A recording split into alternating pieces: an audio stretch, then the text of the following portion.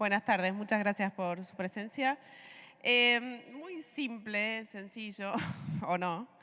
Quería preguntarle cuál es su posición respecto de la constitucionalidad de la 26122, que es la ley que regula el procedimiento de aprobación o rechazo de los decretos de necesidad de urgencia.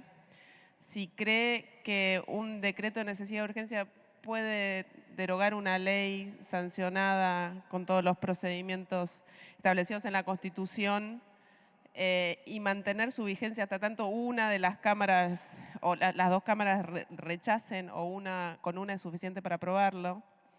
En todo caso, me gustaría saber que me explique cuál es cómo concibe la pirámide jurídica, la jerarquía de las normas, qué lugar ocupan los decretos de necesidad de urgencia. Y si cree que vivimos en una urgencia permanente que amerita el dictado de decreto de necesidad de urgencia de manera recurrente por todos los gobiernos. Acá no es privativo de nadie.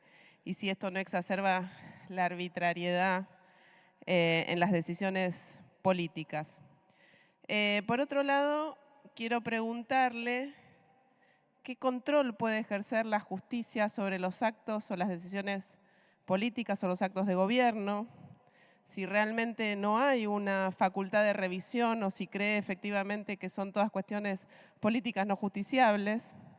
En este caso, ¿cómo evitamos la arbitrariedad? O sea, ¿cómo velamos porque esa discrecionalidad que tienen los poderes para obviamente gobernar y tomar decisiones no se vuelva en una arbitrariedad sin controles? Y después quería preguntarle, respecto a la perspectiva de género, en las sentencias, ¿cuáles son los criterios que utiliza un juez para dictar sentencias con perspectiva de género? Y en todo caso, si cree que es necesario reforzar la política legislativa para garantizar justamente esta mirada de perspectiva de género en la sentencia de la Corte. Y tenía otra dando vuelta que me olvidé, pero que ahora me voy a acordar mientras vaya respondiendo. Gracias. Gracias, senadora. Respecto de los DNU, creo que alguna respuesta en este sentido ya había dado, pero la Corte tiene una jurisprudencia bastante extensa respecto de que debe ser controlada las condiciones de necesidad y de urgencia en cada caso, lo que incluye las condiciones objetivas y las condiciones que establezcan que el Congreso, por las cuestiones que sea, por catástrofes climáticas, por cuestiones de receso, no pueda dar una respuesta en el tiempo que la crisis demanda, que el conflicto demanda. El mecanismo que establece la ley, yo entiendo, porque es una preocupación que me expresaron varios senadores, entiendo que es un problema que merece un debate público y merece una reflexión. Yo le dije al senador Lustó que era algo en lo que iba a trabajar y iba a evaluar con mayor profundidad, porque efectivamente respecto de la jerarquía de las normas, termina teniendo la eficacia de la ley y el control del Congreso. Una vez pasado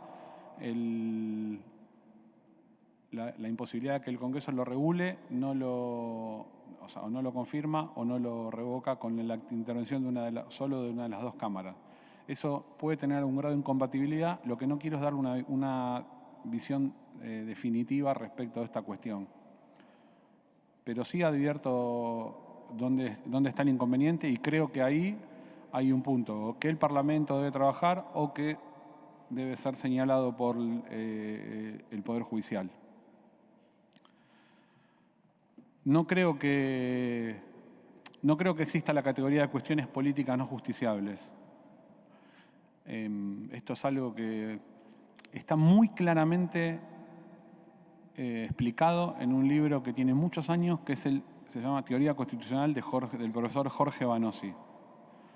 Hace un análisis de toda la jurisprudencia, de jurisprudencia comparada, y la conclusión es que puede haber, cada uno de los poderes dentro del ámbito de su competencia pueden tomar las decisiones que le parezcan convenientes.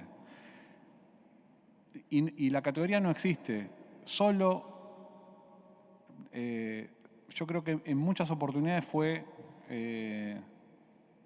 mal enunciado, ¿no? Que es, en vez de sostener que no había un caso que debía ser resuelto, se sostuvo que era una cuestión no justiciable. En la medida que sea el acto legítimo en la esfera de su competencia y que no afecte, en el caso, depende de la categoría que se trate, bueno, hay un sinnúmero de posibilidades. Si no hay un caso que deba ser resuelto, lo que hay no es que es una abstención por cuestión política no justiciable, es porque no hay un caso que deba ser resuelto. Pero después, sostener que hay una categoría de actos que no son sometidos al Poder Judicial implican la aceptación que hay una categoría de actos que se pueden llevar adelante y sostener su legitimidad por fuera de la Constitución y de la legalidad. ¿Sí? ¿Alguna pregunta más, senadora Crexe? La cuestión de género en la sentencia, la cuestión de perspectiva. Yo creo que en materia de derechos humanos existe el principio de no retorno y el de progresividad. Así que todo lo que el Congreso considere que puede mejorar, la reglamentación del Poder Ejecutivo, la reglamentación del Poder Judicial, mucho de lo que me referí esta mañana respecto de políticas internas, de fomento, de equiparación, de romper con el techo de cristal, No tanto a la cuestión de género en la integración de las organizaciones, sino frente a las situaciones del juzgamiento de una situación donde realmente hay que evaluar cuestiones específicas que ponen a la mujer en una situación de mayor vulnerabilidad y se falla, digamos, con una perspectiva de género teniendo en cuenta estas condiciones, ¿no? Sí, estoy completamente de acuerdo y creo que eso debe incrementarse. Por eso mencioné, creo que en 2 oportunidades, la interseccionalidad a partir del caso en el que es condenado México por la muerte de mujeres y niñas y el concepto de debida diligencia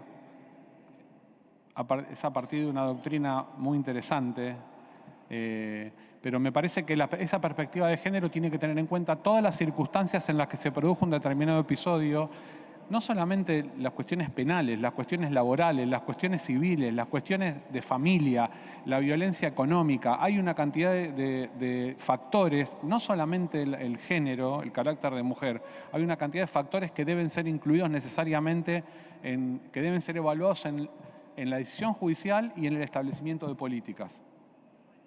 Si logra el acuerdo para completar el número de la Corte, México tiene un protocolo, la Corte de México tiene un protocolo para dictar sentencias con perspectiva de género. Nosotros, si bien tenemos la oficina en la Corte, la oficina de la mujer en la Corte, creo que tal vez sería interesante impulsar un protocolo para la justicia porque todavía hay tribunales, sobre todo en las provincias, que siguen fallando con una perspectiva patriarcal donde muchas veces no consideran estas cuestiones y después tenemos situaciones de mucha inequidad. Y sí, me acordé de la última pregunta que quería hacer, y es que en el Senado hemos tenido situaciones de interpretación reglamentaria que las han rechazado justamente en la justicia por considerar que eran cuestiones políticas no justiciables. Entonces mi pregunta es, si tenemos un reglamento que está dictado bajo las normas previstas en la Constitución Nacional, si efectivamente, o sea, si no corresponde a la justicia revisar el comportamiento del cuerpo cuando se aparta de ese reglamento y donde las mayorías circunstanciales muchas veces violentan ese reglamento sin tener en cuenta justamente que son mayorías circunstanciales y que la voluntad circunstancial no puede apartar el comportamiento del cuerpo de este reglamento. Pero bueno, estaba atado a lo que decíamos de las cuestiones políticas judiciales. Era un ejemplo ilustrativo. Gracias. Hay jueces que todavía apelan a esa categoría para lavarse las manos y resolver. Gracias. Sí, tiene la palabra, por favor. No, que a veces algunos papeles se me van mezclando. Le quería a ver si encontraba, pero ya se me mezcló todo, que es la referencia. Acá está, mire, la interseccionalidad. Es una herramienta útil para la interpretación de los derechos humanos como interdependiente, interrelacionado e indivisible porque permite el estudio de diferentes factores de opresión y vulneración. En el caso es viable el análisis de los diferentes factores de vulnerabilidad que tienen un perfil propio, pero al mismo tiempo interactúan de manera interseccional con los demás, que tienen que ver con la raza, la religión, la condición económica, la marginalidad, bueno, etcétera. O sea, son múltiples. Fallar con perspectiva de género implica tener todas estas cuestiones a la vista cuando se toma una decisión. Sí, créanme que sí, tiene mi palabra. Gracias, señora senadora. Tiene la palabra el senador